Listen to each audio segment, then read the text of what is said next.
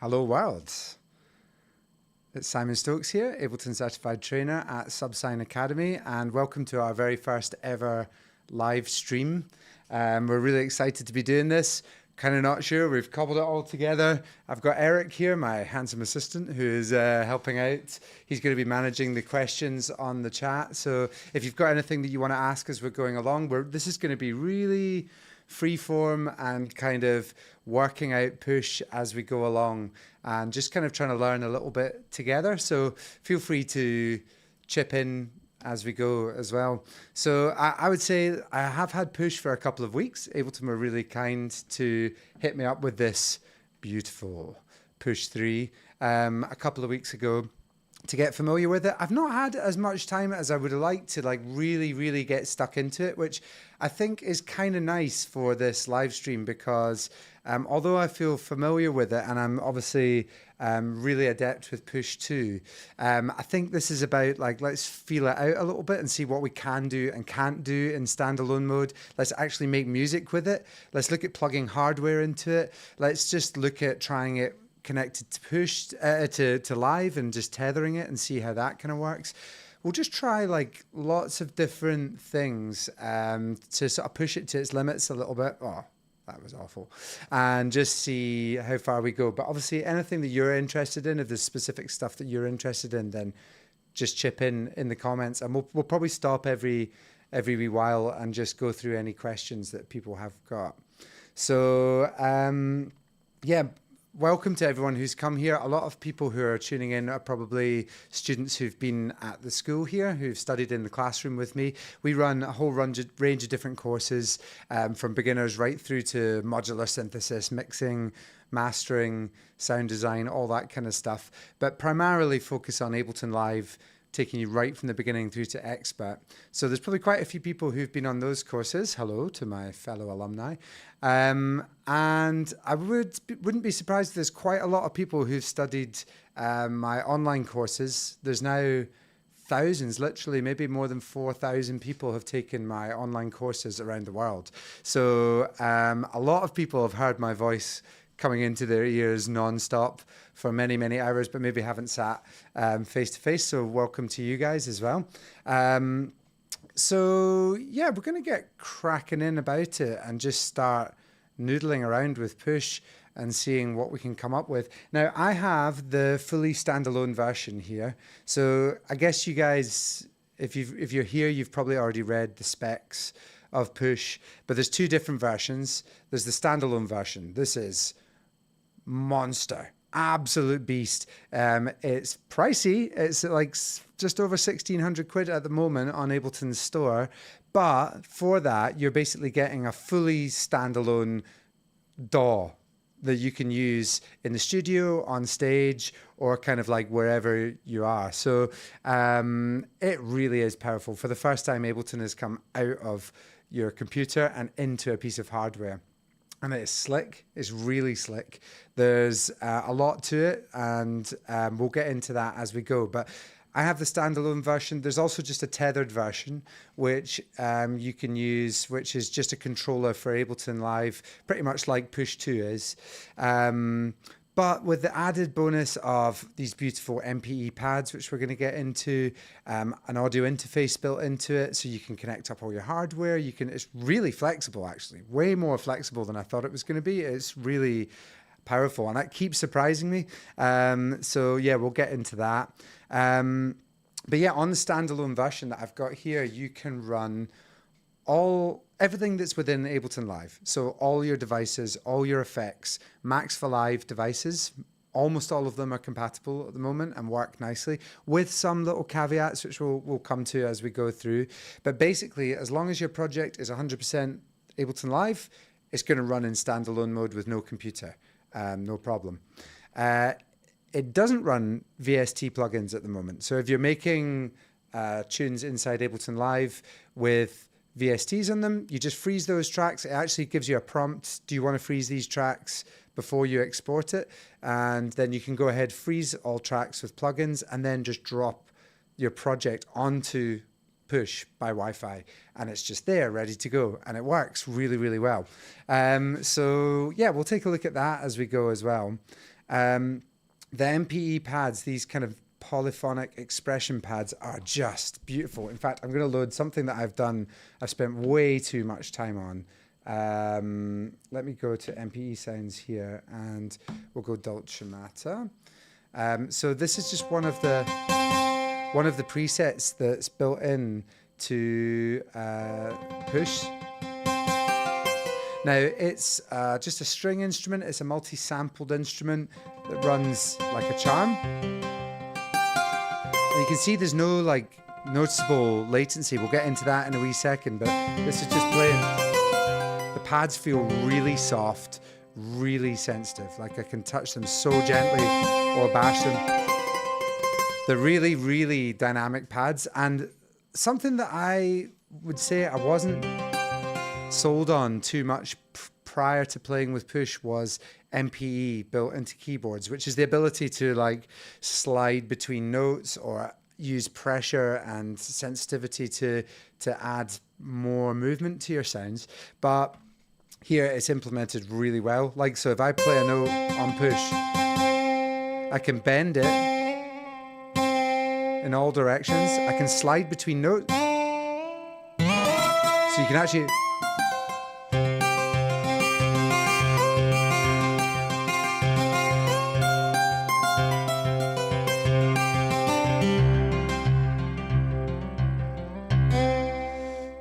And you can see it just, that just to me sounds like, it just sounds like a string instrument. It's ridiculous. For acoustic instruments, it's incredible playing strings and things on it.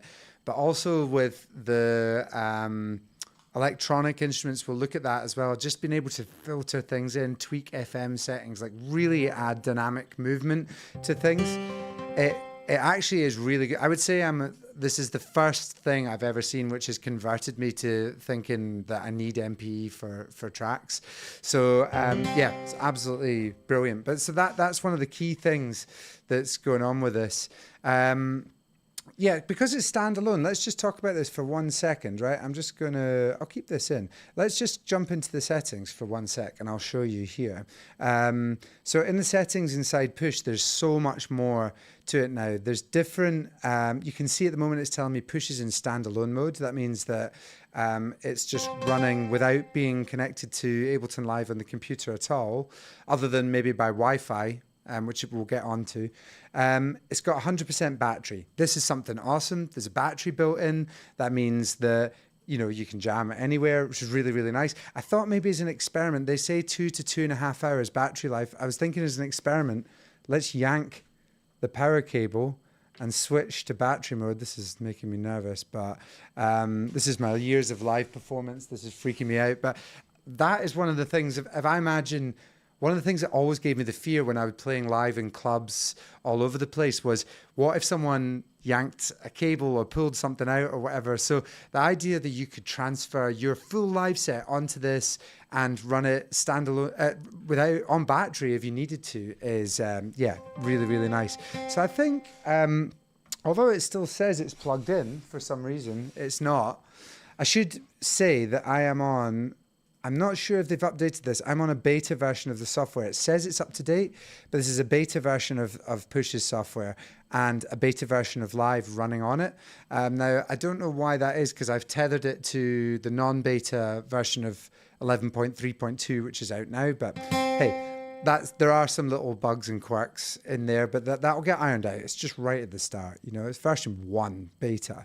So yeah, we're in standalone mode. There we go. So now it's switched. We've got 100% battery. Let's see how long that lasts. In my audio settings, I can set up all sorts of things to do with your buffer size, very much like on a computer. Let's just try dropping the buffer size right down. It's not liking it. This is a very heavy. I noticed when I was playing this instrument before, it's really heavy on the processor for some reason, and you don't get an indication on Push of that. So I'll just leave the buffer where it is just now. I'm going to do that a lot because it's just so much fun. But I was thinking, let's just see how far we can take a track just working in standalone mode. We'll look at some of the cool stuff that you can do with it, and then we will yeah, we'll look at tethering it to Ableton as well. So yeah, we've got 2 audio inputs on the back. We've also got ADAT in and out, which is another 8 channels of input and output, which I'm actually using to send control voltage to my modular. I'm using it to bring in audio from external places and things. Amazing. It's got a MIDI host. I think what we'll do as we get into this a little bit is we'll take something like this, like a little 303 synth, and we'll try just plugging it directly into Push and see how that works. And we've got on the back, we've also got USB-C for connecting to your computer, and MIDI in and out ports on little mini jacks for connecting to your traditional instruments. So potentially you can have 10 audio inputs coming into it, 8 audio outputs going out, 10, 12 audio outputs going out, including your master and your headphones, which are separately addressable. Then you can send out 4 CV and gate signals from the pedal outputs if you want to, or have pedal coming in. So there's like a ton of flexibility in there. We'll try and use it to on some things as we go along. So I mean, it's like completely different to Push 2, which I've been using for years and years and years, ever since it came out. And if we look at Push 2, you can see it's exactly the same size pretty much. There's a couple of millimeters in it. It's slightly above it here, so it looks bigger. But there's absolutely nothing. There's no audio connections and things like that. So this really is just a completely different beast. I think a lot of people who are looking for an interface for the studio, it doesn't really make sense to buy both if you can buy one. And that comes in the cheaper version of Push as well. So yeah, that's just a wee overview of how we go about it. Let's see where my battery's at. Let's see, I've got, like a Tesla owner, I've got charging anxiety, but we're at 98%, that's fine. So let's see how far we go. Yeah, so let's just get in about it. The layout is fairly familiar to most people. It's a little different. They've moved some stuff around, which actually makes more sense. Just things like the duplicate and doubling buttons are all over here on your right hand, which makes more sense, I think. And all the recording and kind of quantizing and MIDI stuff is all over on the left hand side over here, which is really good. This input wheel is just an absolute beaut. It's basically lets you sort of jog through things, click into stuff, and then it clicks left and right to move backwards and forwards. So you can skip back through layers and things, which is just amazing. Works really well. And then on the left-hand side, something that they've changed, which I absolutely love actually, is that this, you can't really see it on thing. It's a wee bit dark there, but like here we've got a button which when you click it in, it's an encoder. I've got my main output, which is now, this is just the level that's coming out of Push to your speakers. It is not the master level of Ableton Live, which I love, because that was really annoying on Push 2, that when you change this, it actually changed the master output of Live itself. I really didn't like that. Click it and you can change it to the master level. Click it again, you can change it to your headphone volume. That is much slicker than Push 2 when you had to use shift keys and you could only ever do other things. It's really, really nice. And the same for the below one. This is like tweaking tempo, swing. Other stuff's fairly familiar. Like, so yeah, they've shifted the top around a little bit, but we'll get to that as we go. So I think we should just get in and just like get a beat on the go, basically. Let's try and make some. Remember to just fire questions, and we'll pause every so often and like field your questions, basically. So when it comes to making a beat, if we want to like build something, let's just go, I'm going to add a new track. So that's changed. Remember, it was add track and add device if you've used Push 2 before. Now it's just a plus button and a hot swap button.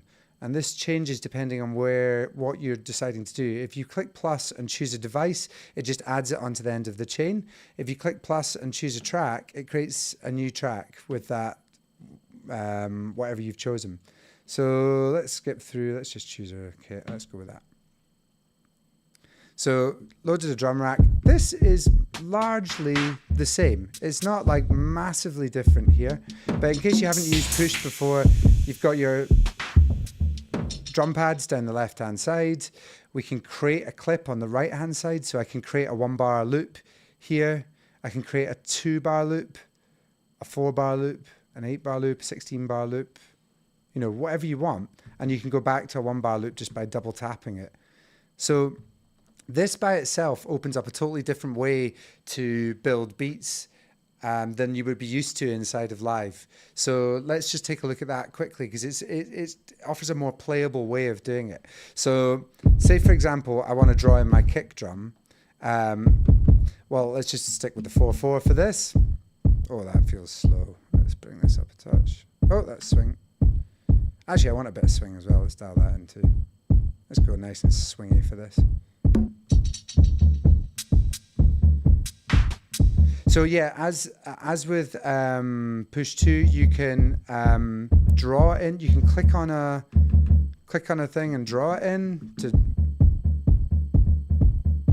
Very boring. You can hit record and tap it,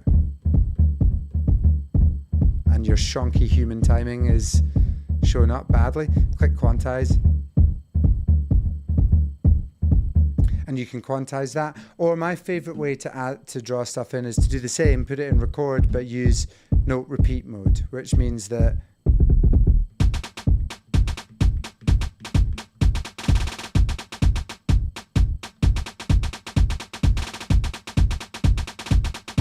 you can just use these to choose how fast the note repeats as you play it in.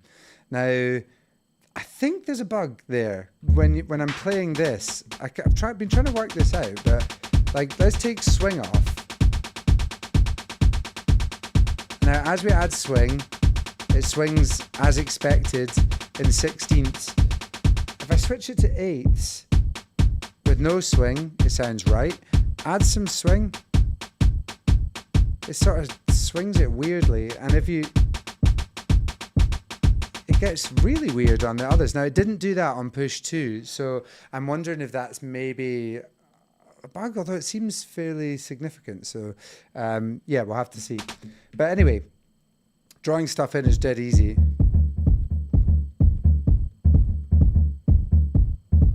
If you like that, you can go with it. If you don't, you can undo. We can come in and actually tweak it a bit. Let's soften it.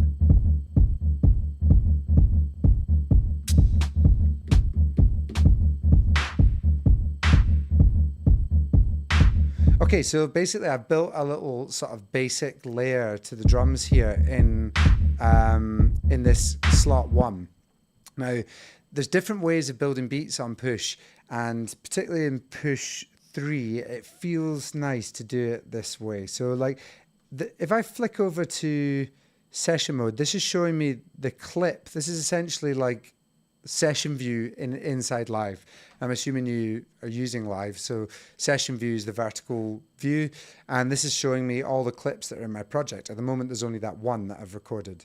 Now, in Live, you would tend to make a copy of that clip below it. So say, for example, I would duplicate it down onto the next slot, then go back and add in something else, like a hat, say.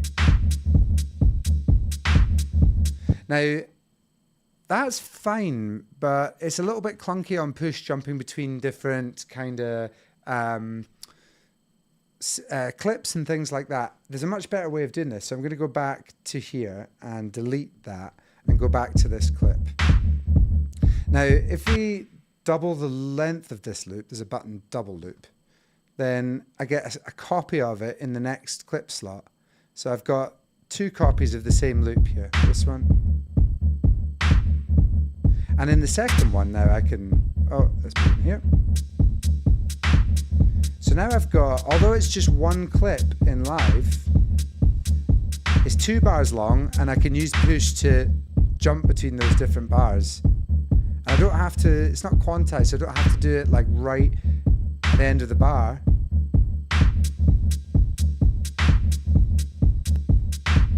Which I quite like.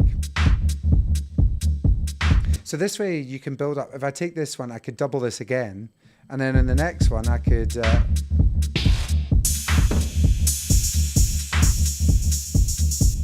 nice.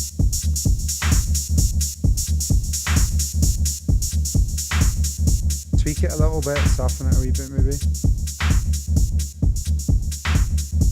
Let's go back to the main kit and beef it up a bit.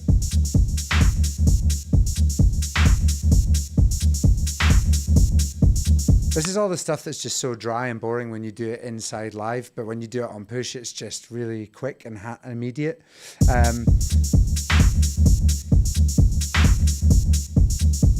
I could even go into that sound there. Let's see, maybe this clap's a little bit dry. Let's click on the clap, dive into it. You can see it's got a little bit of reverb on it. Let's just bring that up.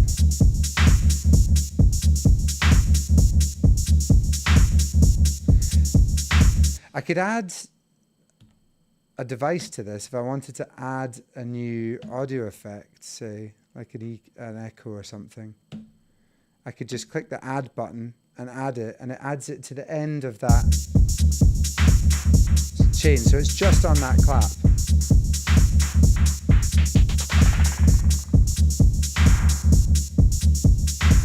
Just play around with that.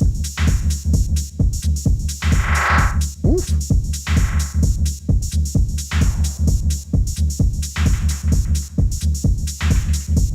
Yeah, so just good fun, really, really immediate and easy to use. Similar to Push 2, there's not that much that's changed in regards to that, other than perhaps like the way that you dial things in just feels a little bit more fluid and a little bit kind of easier. So it's fantastic. But that's just a quick overview of kind of doing that. Let's double this out one more time. Maybe what could we add to this? Let's go to the new one.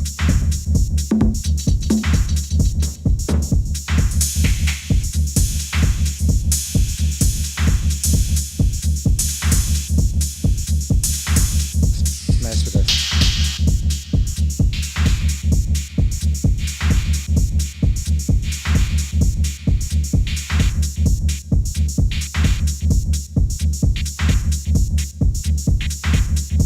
Almost like a wee snare or something like that. It's quite nice. But yeah, it's a lot of this stuff is similar to what we've seen before in Push. So they've kind of not refined things that already work really well, but have refined things which do need a wee bit of tweaking or whatever. Okay, let's just add a new. Let's go to add. Let's add a new. What should we add? We need a 909 in here. It's ridiculous, isn't it? We've gone this long and not got a 909. Yeah, okay. Eric's chipping in to say we've got a couple of questions. So let's just take a pause for 1 sec and we will talk about those. So, yeah, let's have a look. So what, Ricky Doyle, what happens now to Push 2? Ooh, I know. I mean, like Push 2 is still completely valid as a device. It's not, you don't need to replace it immediately. If you've got an audio interface and you've got Push 2, you can do a lot of stuff. And if you really want the standalone version, then obviously that's going to be the upgrade, a big upgrade for you. The one thing I would say is that don't try Push 3, because I actually plugged in, through in class, I had Push 2 set up last night and I started to play with it and it feels old already. Like not being able to bend the notes on the keys and just like stuff like that. It's just, I don't know, it's way more enjoyable than I thought. So yeah, I would just say don't play with Push 3 and you'll be absolutely fine. So Mike Smith, hello Mike, I'll see you on Friday. Can you talk to us about Max for Live plugins with the standalone sequencers, LFO, random modulators? Okay, that is a really good question. I was going to come on to that a little bit later, but seeing as you've asked it, let's just take a quick look. This is one area where I'm not sure what their thinking is. I think they need to, there'll be a wee revision to this shortly, because I'll just give you an example, right? Let's just make what should we do? Let's make a very simple hat. Okay, so I just made a wee hat. The new buttons at the top let you see so we've got device view, which we had before, mixer view, which we had before. And remember, if you press mixer view a couple of times, you can kind of scroll through sends and returns and all that jazz. We've got a new clip button here. Well, it's very similar to clip view and the old one as well. There's a few extra functions that you can do. The big jog wheel lets you scroll through each note on here and edit it individually. So we can choose a note, we can nudge it, we can do the velocity. We can also go in and do a bit of extra things. We can move it onto different like pads and things like that. It's just really nice. But let's just what should we do? Let's go click done on that. Let's take the loop length, and so the loop length's locked to 1, and this is something that happens a lot inside Ableton Live. You create a loop and it is a 1-bar loop, and it just stays as a 1-bar loop, and you never fiddle with it. Particularly with Push, a lot of people don't realize that you can play around with polyrhythmic stuff and really mess around with that as well. So I'll show you here. The loop length is currently set to 1 bar, that is. If I hold down Shift, I can actually shorten that under a bar, and it will click in 16ths, if that's what I've got set, until... So you can see now that's a little polyrhythmic rhythm that's playing. That's a 6-step loop. Everything else is playing in a 1-bar loop, and that just kind of feels nice. Let's just tweak it a little bit. I'm going to let's add a little bit of filter to it, for example. Now this is perhaps where, as Mike was asking, let's change that to a bandpass.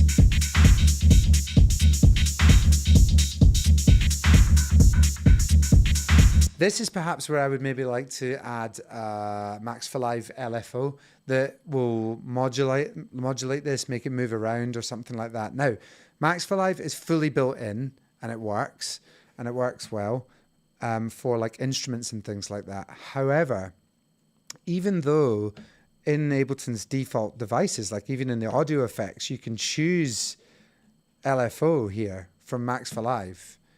Let's just load in the default one. Now, it's there and it's running and it does work because I've tested it bringing a project over from my computer. It does work, but you can't map it up on Push. So like I tried everything to do this, and then I ended up digging into the manual, and it confirms that at the moment, certainly you can't map it up. I can change the position of it, I could do things, but I can't say I want you to control this parameter or something, you know? So they kind of need to just add that onto some button press or even just Shift or something like that. There's got to be a way to map it up. So anything which requires mapping to another device, at the moment you can't do. So that's something to bear in mind. One thing that I should mention that we spotted like just seconds before we started this live stream, I was thinking about this mapping stuff, and I was thinking, well, I was imagining, I think to your other point, Mike, I think you mentioned how do you imagine people using Push 3? Yeah, so like do you imagine people using it for live sets or for sketching or whatever? Well, my gut reaction when I first heard Standalone was thinking of my own live performances that I've done around the world, and I thought that's what I need. I need a standalone thing that runs on its own. But the more I've kind of thought about it, there's a few wee things that I was thinking wouldn't work. So for example, my live set is completely controlled by tons of knobs and faders and stuff like that. So I've got a Novation launch control, for example, that controls my entire set. Now, you can't map things on Push. There's no MIDI mapping. There's nothing like that at the moment. So I was kind of thinking, how do I get my knobs and stuff to work on there? Now, one thing I've not tried, which we might try later on, is mapping them up in Live first and then bringing the Live project onto Push and seeing if those mappings remain standalone. That would be interesting. And I've got a hunch that they do, because they do for the Max for Live devices. I've tried that and it does work. So if you've built the project over there and then bring it onto here, those mappings all still work perfectly. I'm hoping the same for MIDI stuff. Maybe we'll try that live as we go. But, excuse me, one thing we did try right before coming on air was just taking this controller and just plugging it straight into Push. So I'm just going to plug it into USB port at the back. which is upside down, it should be noted. That gets me. And this is plugged in now. And I thought, okay, this isn't going to work because I've not told it what to control, but it automatically pops up in my MIDI preferences. So you can see there's my launch controls all there. There's not much settings for it. Like I can't choose much. I can turn on sync and remote and MPE, like things for, you know, the remote makes me think that I will be able to map it up because that's what that is. But check this out. Straight, let's just switch to there.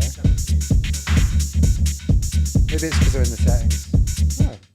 Oh, there we go. Oh yeah, sorry, yeah. I was on the wrong, that was my Dolce Matter. I thought for one horrifying second there that it wasn't going to work. But yeah, I plugged it in and it switched straight away into control mode. So this, without I haven't done any setup on push whatsoever. The first 8 faders on this have mapped to the first 8 faders in my mixer. In fact, if you watch them here,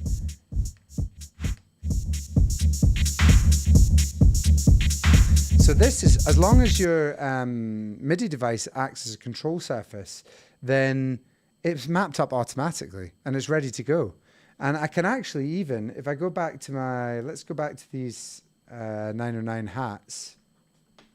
And yeah, I can, if I go to the filter here and choose device mode on whatever controller you're using, then check this out. These 8 knobs now control the filters and stuff on push. Remember, Live isn't running here on the computer.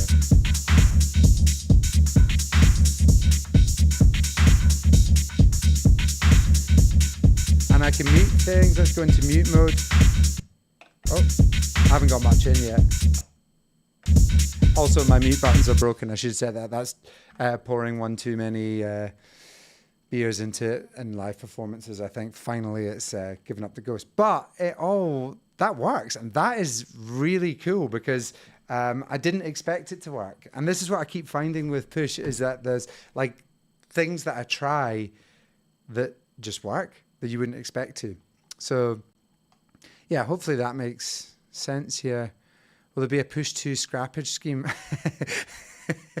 Like little boilers and cars and stuff. I don't know. The last time there was, from push 1 to push 2, there was they bought back all the push 1s that people wanted to trade in. So they gave you a good trade-in price off of push 2. And then they distributed all push 1s out to schools and educational facilities. So hopefully they'll do the same. Who knows? I don't know. I've not heard anything about it yet, but that'll be a way down the line because I know they have been building this for 8 years. They've been working on it ever since Push 2 came out, which was, I think, 2015. It was like a long time ago. They've been working on this ever since because their idea is that this push will remain. This will be the one that you keep forever because the internals are upgradable. Like particularly on the standalone one, all the processor, the hard drive, the RAM, the stuff that's running this on the inside is upgradable. So new technology allowing in years down the line, Ableton themselves have said you will be able to upgrade it at some point if you really want to. So yeah, I mean, that's a way down the line anyway, but it's quite nice to think that maybe you buy this box and it's the last push that you buy and that it keeps getting upgraded with VST support. They've hinted at that. Maybe with processor upgrades, RAM upgrades, hard drive upgrades. Like, you know, it's all there. It's all upgradable. So why not? Can you cook bangers on? Absolutely. As you're about to see. How easy is it to make bangers on it? Right. Yeah, it's easier than ever, actually. Like, yeah, it's all banger. Mainly bangers. So let's go with... let's try something that's more complicated inside Live. Like, let's do a little bit of the routing stuff, and then we'll. I promise we'll add some musical stuff. I could listen to this rhythm all day long, but that's me. Let's take the. So this. Let's say we've got this beats here running. If I create let's create a new audio track. I'll just create a default audio track. It creates it to the right of the one that was currently selected. Now, quite something I do in production a lot is take the output of one track, record it into another, tweak it and dial it in. That's the sort of stuff that's really hard to do on hardware a lot of the time, but I'm actually finding it pretty easy on Push. So like, let's say for example, I've got audio 4 there.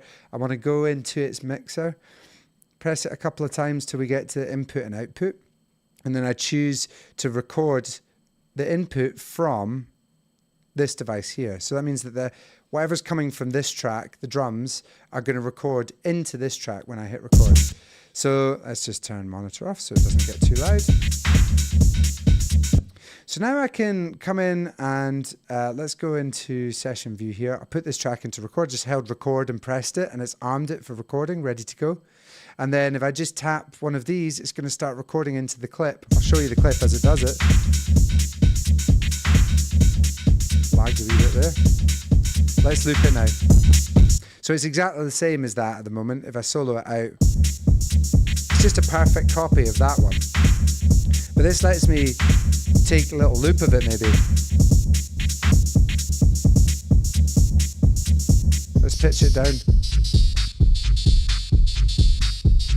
Let's add a little bit of, I don't know, maybe let's filter it off a little bit so it's not quite so bassy. Too much. And then let's layer it back with the original. Like, that was fast. Like, for working in hardware, that was a really fast way of resampling something and kind of bouncing it down. I like that a lot because that's something I actually do in production a lot. One thing that has pissed me off so far that I haven't been able to do is, let's just solo this out. I've got a nice short loop. I can transpose it. I can change the warping settings and stuff.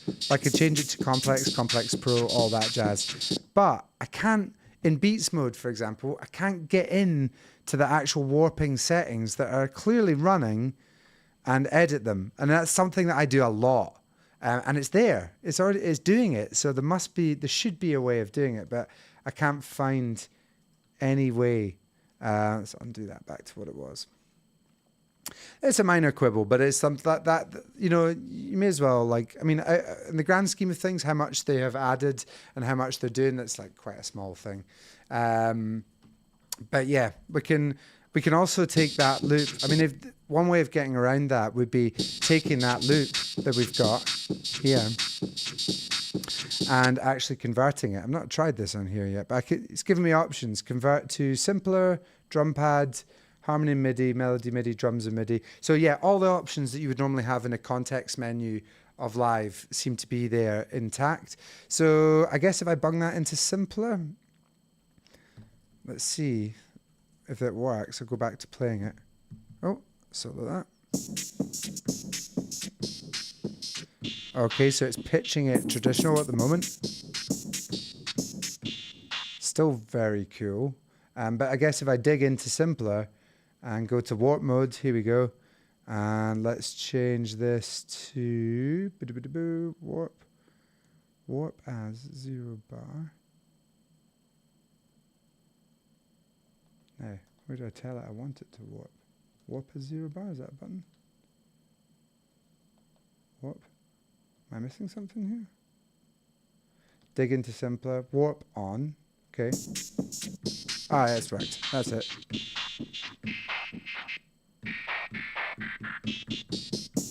And I've still got Beats mode, preserve transients. Here we go. And envelope, yes. So you can actually fiddle with this. Anyway, I'm not going to waste too much time doing that, but it's flexible. Bottom line, it's definitely like the stuff that I actually do in live, I can do without the computer for the most part so far anyway. So that's great. Let's have a listen. Let's unsolo this.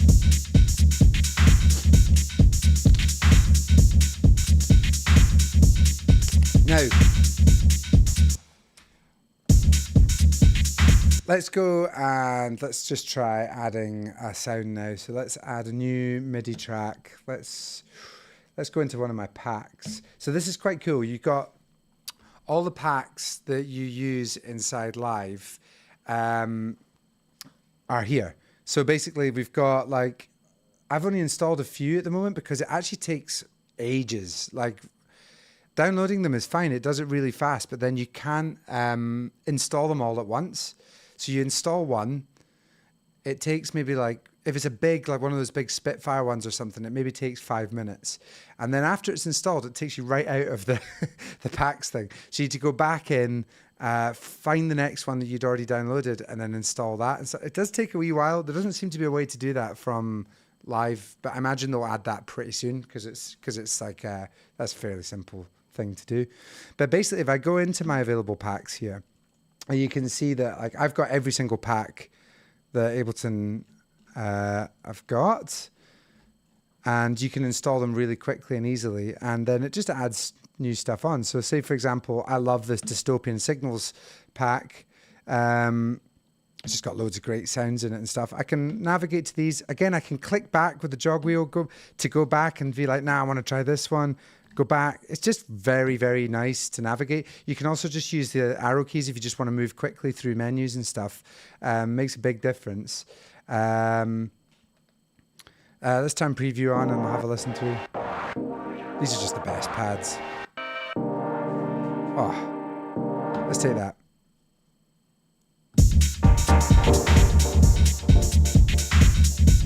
Just jump in, that delay's annoying me. Sync it up a bit.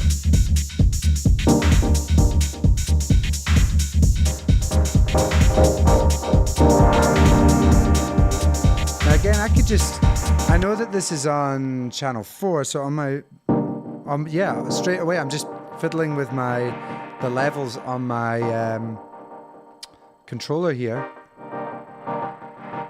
And you can see that's absolutely awesome. Let's go into scales. I'm in major at the moment, which is horrific.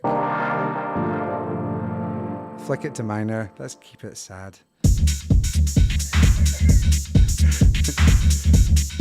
So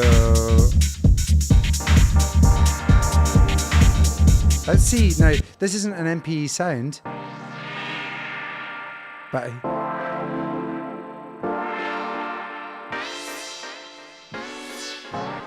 see, it's still bending between them. That is just so cool. Sounds kind of like futuristic. I just think it was really smart on electronic stuff. I think particularly if you're making more underground electronic music where you're trying to like get things to sound a bit different to other stuff, then little things like this are cool. He says whilst making sort of raw 90s style techno, but hey. Let's just try playing something in.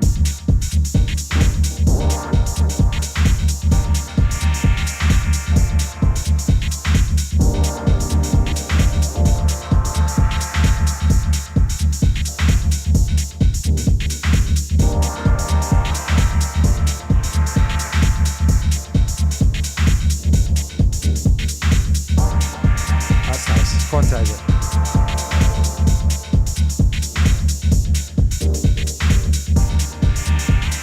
So 3 is my drums.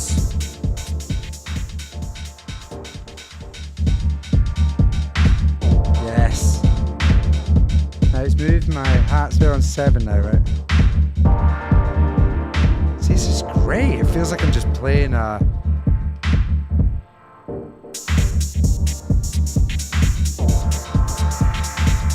Yeah, it just feels like you're just jamming inside live. It really, once you add on a controller, which is the one thing that Push has always missed, it just feels like you're playing in live. That's absolutely amazing. It's really cool. I was like straight away, although I only worked that out just seconds before we went live on the stream, my head is really fizzing now with the possibilities, because that's the one thing, you need hands-on control when you're making music. You got it, otherwise you just can't get the humanness into it. Push gives you a lot of that because it gives you a lot of control over the currently selected device. So whatever you're currently on, you get loads of detail and you can go into every parameter on it. But what it misses is a sort of overview control where you can control all the levels and things in your project. And if you can just plug in any controller and it just does that automatically, then that's amazing. That is really class. So yeah, that's cool. We're all learning something here. Let's take that back.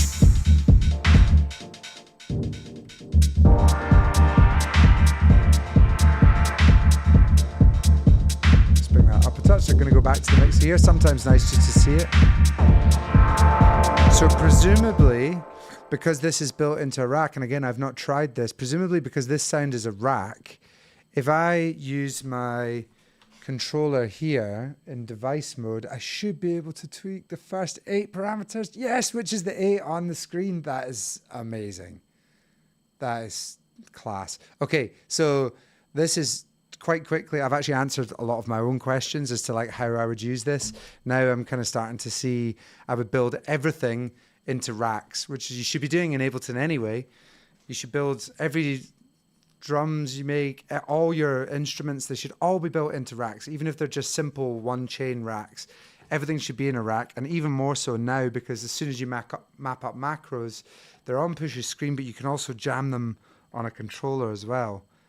But the downside being that this controller has to be on that device already, which means you already have the control there. Oh, I'm on a roller coaster here. So yeah, it's amazing. I'm really curious as to whether you can map these knobs and faders up permanently inside Live and then bring that across onto Push. I think we will definitely try that before the night is out here. Okay, cool. Where are we at? We answered plenty of questions. Was there anything else? Going to see my bank manager? Yeah. Good shout, man. Good shout. Phrygian house, yeah. Looks the dogs, yeah, nice. I guess you're able to define what the MPE part of the pads control on voices that don't have the pitch. Yeah, that's a good point actually. In the settings here, there are you can set up how the MPE behaves. So on a rudimentary level, you can set. Let's go back to this lovely super MPE sound.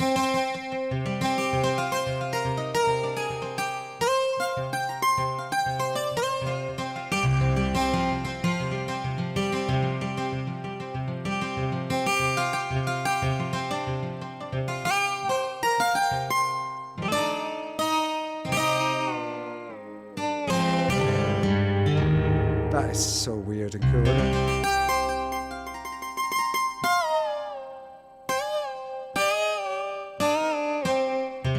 And it just doesn't fail. It just, it's like, it feels really reliable, which is something you're always worried about with a touchpad, that especially with such detailed control there. So like looking back at the settings in Push, you can note bend, so you can let it decide whether it bends the notes for you, or you can just get rid of that. Which is sometimes you would want, I'm sure. In tune location, finger or pad. So I think from memory, that means when it's set to finger, it means that wherever you hit it on the pad, it makes that the default pitch, like the standard pitch, and then you can bend it from there. If you set it to pad, I think where you hit it on the pad matters. So means you could play things wonky. That's kind of weird. I think I prefer it like that. And then you can set how in tune it is. I guess that's for the pad mode. Like the actual the actual kind of settings for that. That's pretty smart. But yeah, so that's there's lots of settings in there, but I guess what you were referring to was like in a device. So this is another thing that I'm not quite worked out yet. If I have a new, what shall I take? Let's take Drift, which is very MPE capable and very easy to map up MPE stuff. This is the new synth that comes with Live. I think we're going to have to dig into this a bit when I move to tethered mode shortly. So let's just bring up Drift.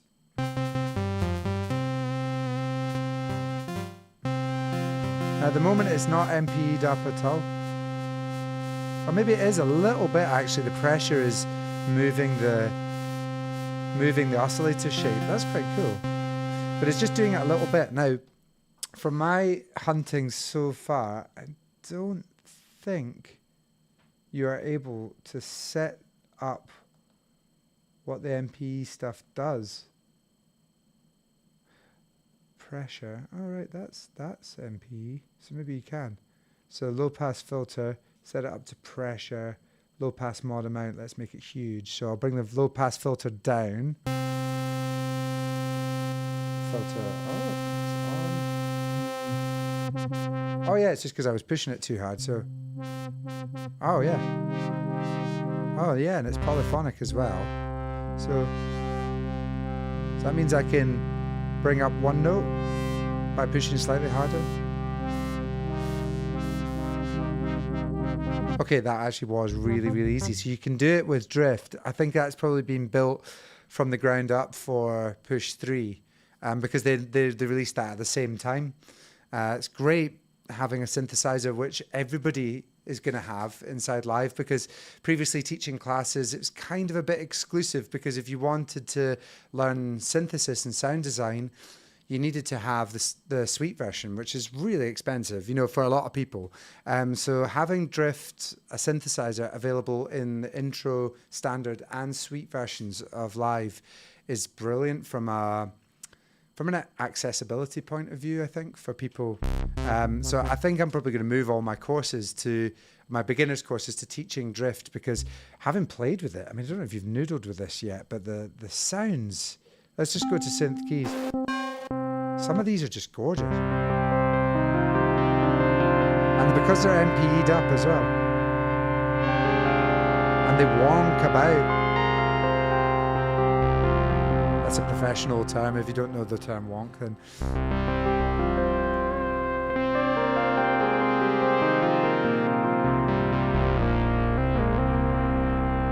Oh, see, I leaned on this thing, which I never ever use, particularly now. They need to let you map up what that does. They still can't do that. That's just, for me, it's just pointless. Particularly with this, why would I slide here when I can slide there? I don't understand that. But yeah, on Drift, just having a rant there. But now that you have Drift, we'd be getting rid of your 101. Oof. That's no. I'll never get rid of my 101. But now that I've got Push 3, that's another thing. I wish I'd brought the 101 through. Actually, maybe we should do some hardware stuff. That might be quite interesting. Because the 101 is a pain to get working with traditional Ableton Live setup on a computer, because my real 101 is control voltage. It doesn't have any MIDI. It doesn't have any kind of anything really. It's just control voltage. So you have to ping it a voltage to get it to play notes, and they drift out of time and all sorts of stuff. But not anymore, because you can just plug it straight into Push 3.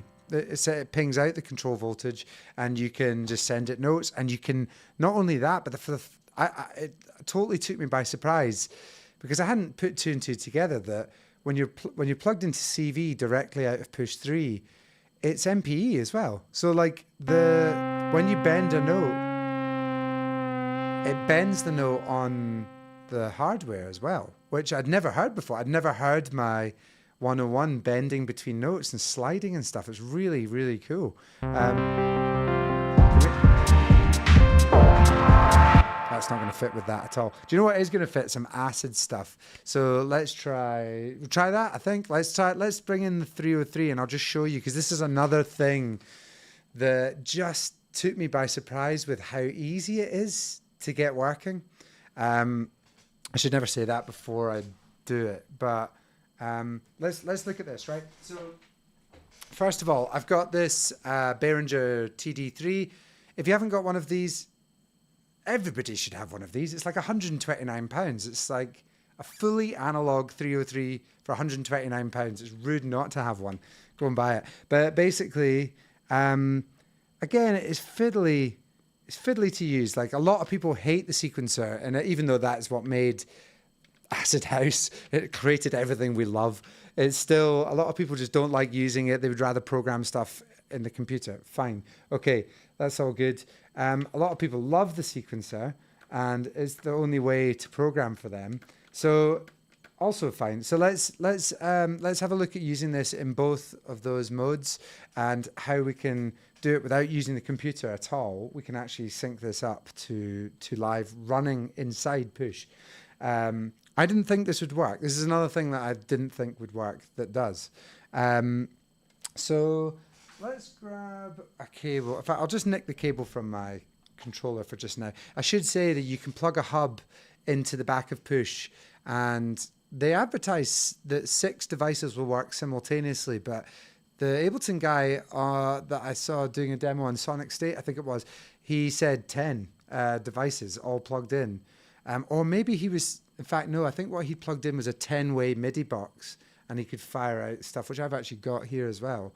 I still prefer old school MIDI a lot of the time, but maybe not with this, because check this out. So I'm going to tell, first of all, I'm going to tell the 303 to respond to clock from USB. So it's going to be clocked off of a USB cable, which is plugged straight into Push. So if I plug that in there, that's fine. Now let's come back to the settings in Push. Let's go to MIDI, and you can see that my TD3 is plugged in. It's got an input port and an output port. So let's go to the output for that. I've already used it earlier. I turned on sync, which just sends, when I press play on Push, it's going to send a clock to this to keep it in time with I keep wanting to say live, but it's Push, I suppose. I don't know how to say that. But whatever's running on here, it's going to be in time with that. So if I press play now, you'll probably see it straight away. Oh, maybe not. Let's bring that up. So let's just come back out of the functions mode. Okay, I didn't press it this time. Yeah, so now you see when I press play on Push, oh, this starts straight away. And actually, it's also the notes from this are playing something in Push as well. Let's just turn that off. Go to the input and say I don't want to receive any notes from my TD3. I just want to send it notes and send it clock. So simple to do. And that is now in time with live. Now, I can't hear it at the moment because I haven't got the audio plugged in.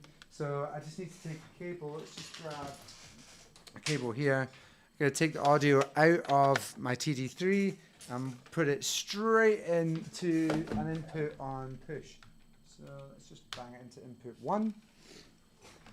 So now all I need to do is come back to Push here. Let's come out of this. Okay, let's just delete a couple of tracks we're not using. That one. Did we use that in the end? That was that one. Okay, so let's go to 5 audio, which I don't think there's anything.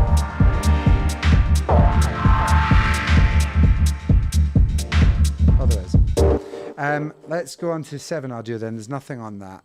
And let's go to the inputs and tell it to take its input from channel 1. That's it. You hear that?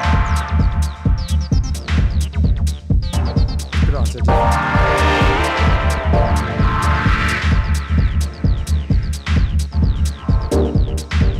now something's got off the loud there. Let's just turn down that drop pad a bit. Now that is a clock just getting sent straight from Push to the 303, and then audio just coming back into Push.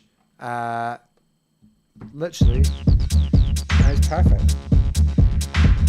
Need to boost it up a little bit maybe.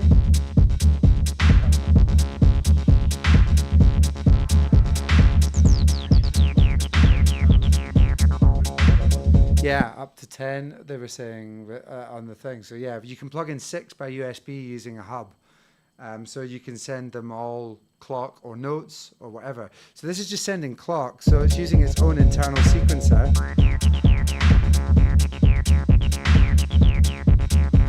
But you could also set it up, like let's turn the sequencer off on this. So like this is not, now when I press play, this isn't playing. But maybe I want to like play this from push, you know? So let's try that. Let's see if we can get that working. It should be fairly simple. So I can delete this channel. Let's just tidy up here. Delete 7 and 8. We're not using those. So let's add, this time let's do a MIDI track and let's add an instrument, and we'll do Ableton's external instrument device. So external instrument is basically letting me send notes. So you see here, it's very simple. It lets me send notes to the TD3, which is the synth, and it lets me bring audio back from whatever input. Now there's 16 inputs on push, which I've been trying to work out where they all are, but there's certainly a lot. Oh no, it skips from 1 to 2 to 9. Right, okay. That's it. But yeah, we're coming into input 1 here, and that's it. Look at that. Now I'm playing push. There's zero. To me, it feels like there's zero latency. It just feels like.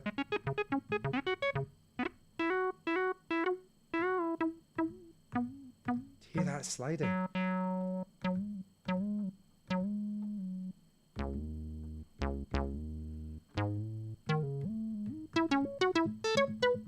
That is amazing. So like, if I wanted this to come in with my project, now I can just put a note here.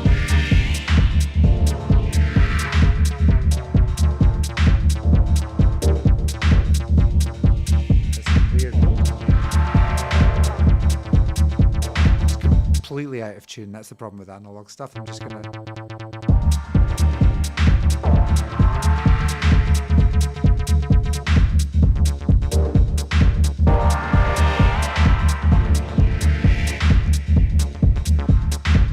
Needs a bit of a boost there.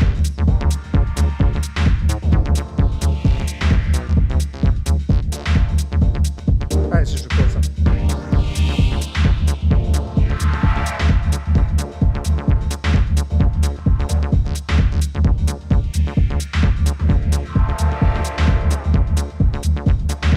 In case you didn't quite like work out what's happened there, I've just recorded some notes on push. These are playing in a clip in push here. Those notes are then getting sent, rather than playing something inside push, they're getting sent to the 303 here, which is playing the notes, and then I can just tweak them while it plays.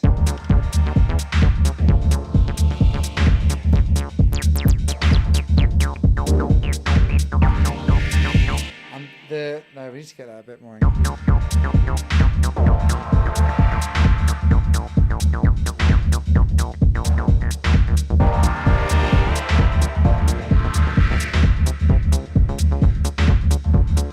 don't know, I kind of like it both ways. But yeah, then the audio, so it's sending the notes to this, the audio is coming back into push, and then we can process, presumably we can now just process it in real time, because it's just it's now inside of live. So I guess if I added, let's add a little bit of what, audio effects. Let's do some echo. Okay, so didn't actually add it. What a numpty. Right, okay, so echo is now on.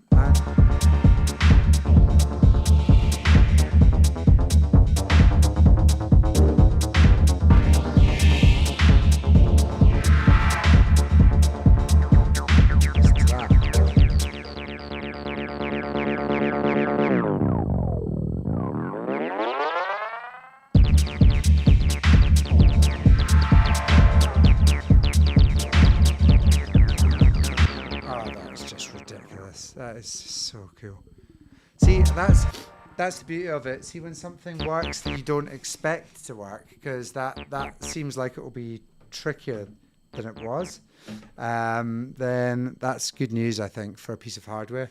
It's not often that a piece of hardware kind of excels at what you were hoping it to do.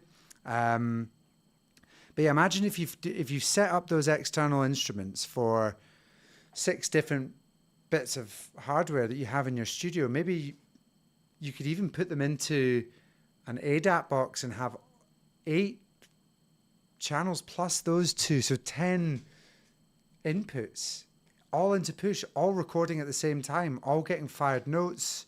I mean, you could have your whole you really could. You could set up your whole studio doing this. I mean, it's amazing. It's so cool. And it definitely, like, it just seems to do it a little better than you were hoping for it to do it. So yeah, let's just have a wee look in here. Touch strip, yeah, you agree, Mike, 100%. Any questions, feel free to just fire them in. Handshake between Push and the hardware works that easy. Yeah, totally. That's one of those weird things. It's like, yeah, I guess it shouldn't it? It's 2023, but we've had MIDI since the 80s. It should be this easy. One thing that I haven't spotted in here is inside in Live itself on the computer, you have the option to take your sync clock and sort of shift it backwards and forwards. And I use that a lot to keep old bits of equipment in time with more modern stuff that might have a bit of latency or something on them. I don't see that there, but it's possibly because if you notice, like as I was playing there, Push was dealing with all of the latency and all of the stuff that's normally a problem. It just wasn't there. It just works. So yeah, maybe it's just doing it. But yeah, it seems simple. Push 2 for sale, yeah, 100%. Yeah, that's great. So okay, cool. So we've built a whole bunch of stuff. Let's look at, maybe we should take a quick look at moving over to the computer, because at some point there's like, you can't, Mike's asked, can you demo the MPE kits? Yeah, do you know what? I don't think they're in my stock thing. I will have a look, but I'm pretty sure they're not in my stock. When Ableton demoed this to me, quite a while ago now, some of the kits were incredible, but I can't find which ones they were. Perhaps if you go into packs and search the new core library or something, or racks, drum racks, acoustic. Yeah, because someone showed me the acoustic kits. No, these are just the normal. Yeah, I don't know, because my Push won't. It might be because it's a beta version. It's not allowing me to update it. Maybe I need to do a manual update from Ableton somehow. I'll speak to them about that as we go. Oh, hey, completely forgot about battery check, but that's 61% we're at now. How long have we been running? Like over an hour. 76 minutes. Okay, cool. 76 minutes, and we've only used. So that's actually more than what that's actually better than what they've quoted, isn't it? 2 hours and a bit. Yeah, two. They said 2 to 2.5 hours. So if we're only at 60%, yeah, it's about right, actually, isn't it? Yeah, it's about right.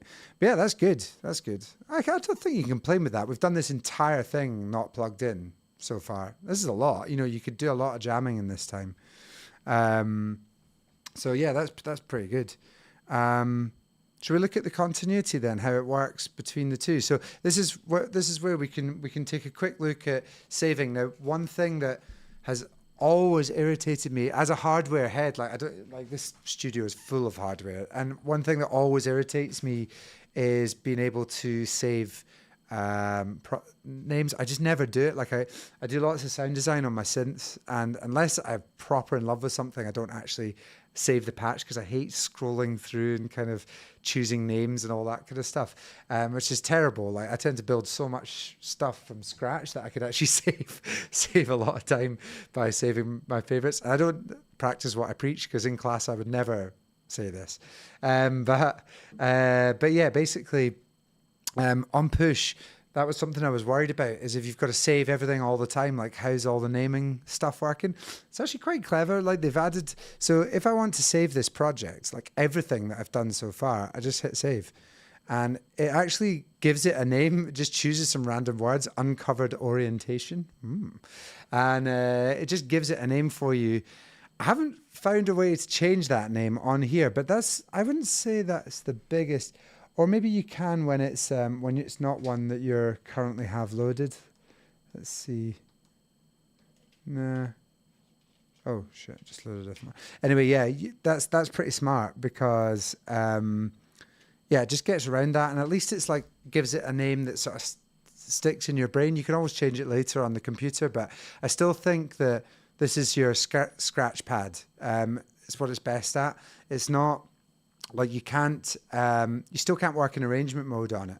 So that's quite a biggie. Like for some people that makes a big difference, but as an input device, it's amazing, and particularly for linking it to hardware for people who aren't proficient with hardware, it's simplifying that whole process like a massive amount. It's worth it for the interface alone. I think if you're looking for a better interface, what's the point in buying an interface which might cost you 900, 1,500 quid for some of the nice RME ones when you could actually just buy, Push and get so much more and an interface as well. So yeah, that's pretty good. But let's look. So I've loaded, let's go back to my uncovered orientation. So that should just come back exactly as it was. And we can tether it. Now we'll tether it to the computer and just see what happens when we connect it on that side of things. And then we can try some of the CV stuff and see if that works. So I've saved it. Let's just plug in the USB. So I've got USB-C here now to go straight into the computer. Quite handy having it on C for all you Mac people who don't have the old USB ports anymore. But yeah, basically I've plugged it into the computer now. Now I have to go into the settings and tell it that at the moment I'm in standalone mode. I have to tell it I want to control live, so that's fine. And it's gonna open up, connect push to computer and open live to make music, okay. So I have already done that. This happened earlier as well. I plugged it in and it didn't respond the first time. I'm going to try connecting to it. Let's see.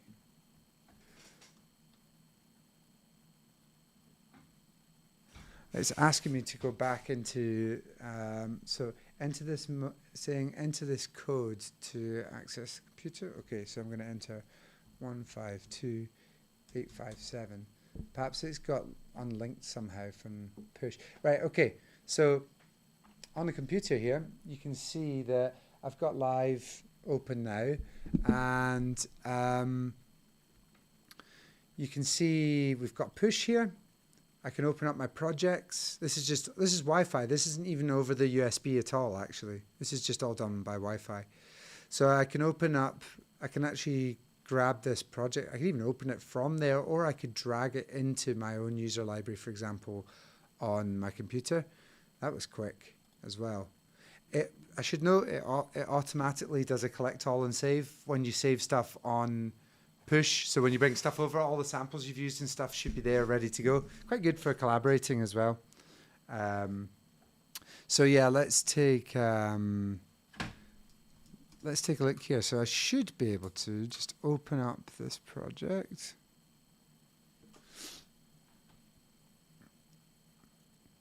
It's a project there called Pete's Granules. So let's have a look. Okay, it's sounding rough, but that's fine.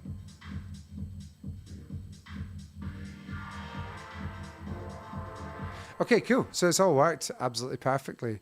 However, Push has not switched. Let's go back to Push and try Control Live. Open Push. Let's try make sure it's the right cable. Shit. Just spilled my beer. Oh, I forgot to drink my beer. Push.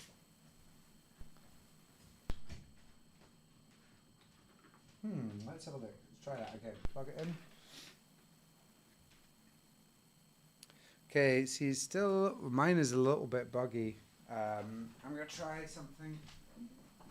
Let's try.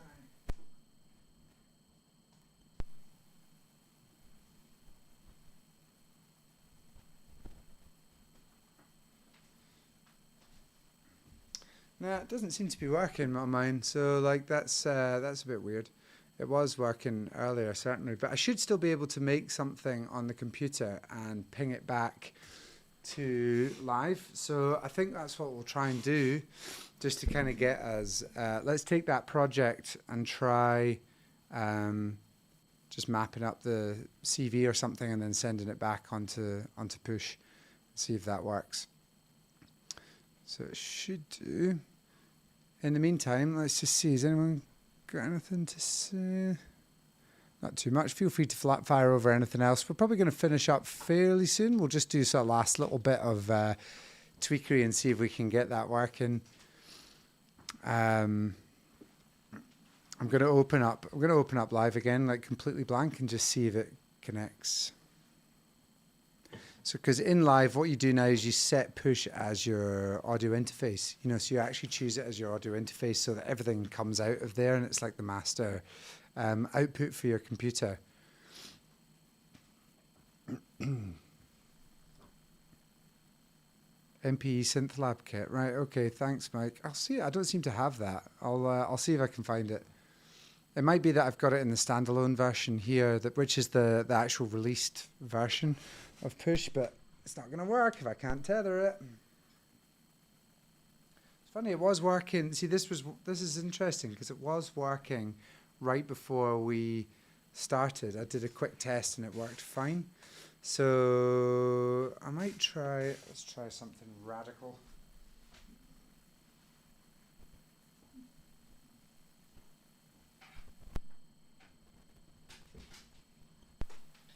Just yanked a random USB port from here. See if it boots up. No, still working in standalone mode. Do you know what I'm going to do? I'll put it into control mode and turn Push off completely and back on and see if that fixes things. That's obviously, should have tried that ages ago.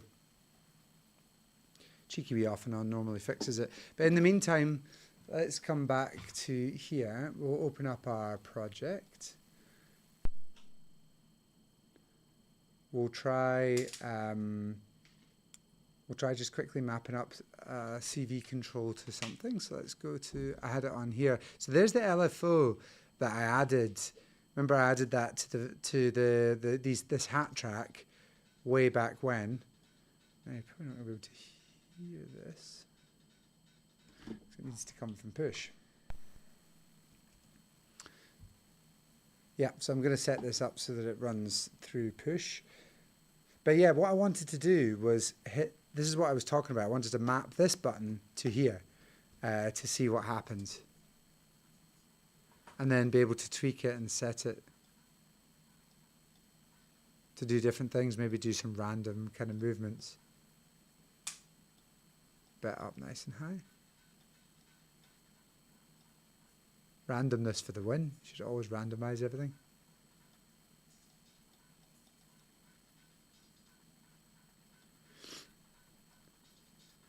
So now that I've done that, it would be good to save it and try putting it back onto Push in standalone mode and see if that works. That would be quite a nice little test. So let's save that and then drop it back onto Push. See, for transferring the hardware over to Push, would you want to switch into audio? Your computer's audio? Yeah, for bringing the audio into Push. Mm-hmm. Yeah, so it always captures it as audio. Yeah, you record the MIDI notes to send out to the hardware, and then you capture the audio back into an audio track. It's always that loop with Ableton, for capturing stuff. But yeah, at the moment it's still running as notes there. So unless it's running on Push, it won't work. So let's try. So so it's showing up. That's good. So let's see if I can just drag this onto Push. Make sure it's any tracks are frozen. Okay, fine. It already exists. Overwrite it. Yes, that's risky, but let's try it. Okay, so I'm back in standalone mode on Push for just now. So let's open up that project again. And hopefully the mapping will have remained. Some reference files are missing. Okay. That's fine, but let's just see this. Yeah, look.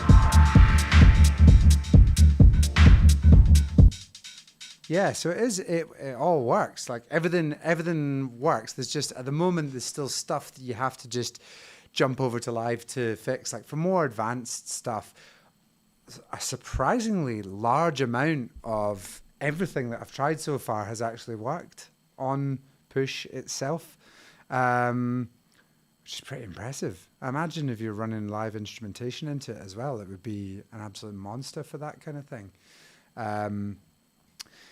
Yeah, well, that's a really good roundup. I've tried turning it off and on again, Mike. Yeah, thanks. it's still not playing ball for some reason. I think there's, mine is a beta version. That's probably just that. But I think that's a good roundup of like pretty much everything that Push can do. There's obviously loads to it, but really it's kind of the perfect device, as Push 2 was at the time for controlling Ableton Live. There isn't really another way which is better than this. It gives you access to so much of what you can do in live if you can just get over the hurdle of integrating it into your workflow, which throws some people off. Eric here has bought Push 2, sold Push 2 because he couldn't get it into his workflow, and then bought it again, and now it's all the time, yeah. Okay, so now it's like a big part of his kind of workflow, and I know that story has been repeated over and over. So it's about like understanding that it's not to be the start to finish thing. You're not going to use this to arrange your track. You're not going to use it to kind of do everything that you can do in live, but you're going to use it for all of the jamming and the creativity side. It feels like playing an instrument rather than a computer, and for that, I think like it's 100% worth it, basically. So thank you everybody for tuning in to our first live stream. I hope you really enjoyed it, and it was really fun. I think we'll probably do more of these. We'll leave this up on YouTube so you can watch it back again at some point. Thanks very much to Eric for helping out, and yeah, hopefully we'll catch you all on our stream again very soon. Take care.